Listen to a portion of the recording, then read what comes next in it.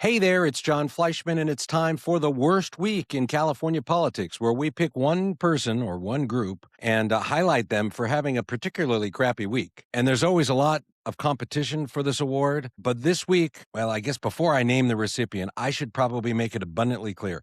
I have not publicly endorsed any candidates running for governor of California. I'm obviously a conservative, so if I was endorsing a candidate, it would be Steve Hilton or Chad Bianco, but I have not. Wanted to get that out of the way ahead of time. The worst week in California politics this week definitely goes to Riverside County Sheriff Chad Bianco, candidate for governor. He has gotten this award for two very separate reasons. The first reason, the main reason, is he's running for the Republican nomination, as it were. He's running to be the top Republican vote getter. And the sitting president of the United States of his own party this week endorsed Steve Hilton to be governor of California. This is really bad news if you're Chad Bianco. It's not overcomeable news, so you can overcome this, but it's really bad. It's important to understand that while the president is currently at a pretty low ebb on public opinion polling around the country, when you look at all eligible voters, he still is extremely popular with conservatives.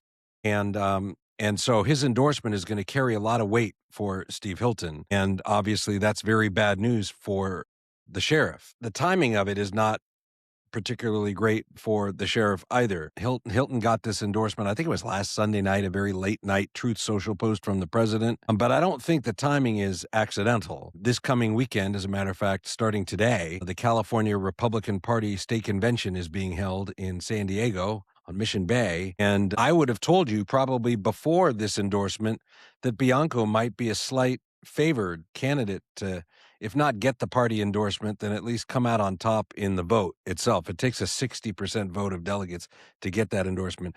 I would now flip that.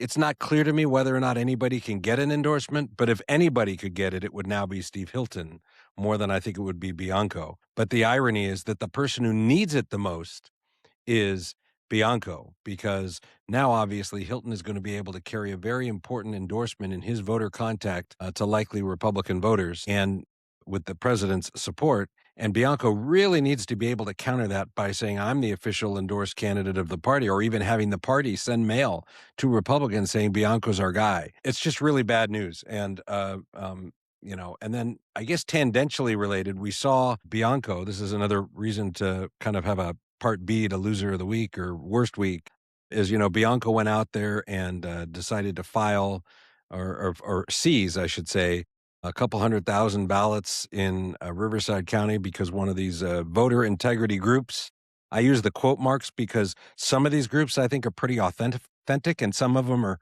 cuckoo for Cocoa Puffs because they see a conspiracy literally under every tree, right? These are the people who think that every election is stolen, even if there's not even a numeric possibility that it can be stolen.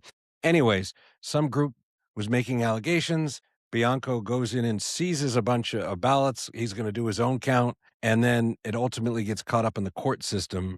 And ultimately, he's been stopped from doing any sort of count. I tend to think, but of course, it's my own opinion, that some of the motivation for seizing these ballots in the first place was to kind of telegraph a strong message to the president of, hey, I'm Chad Bianco. I'm with you on voter ID. I'm with you on voter integrity. I'm with you on making sure that we are having a process for voting that is safe and secure. And we're going to have a look back and see what happened. Obviously, that didn't really matter much at all to the president.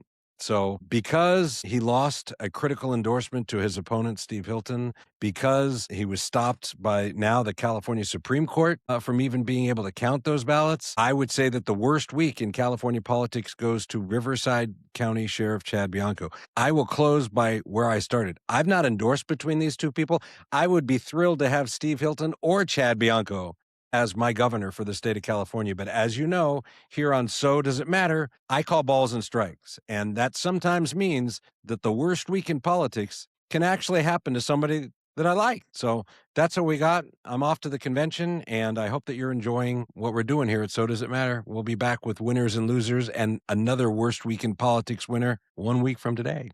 See ya.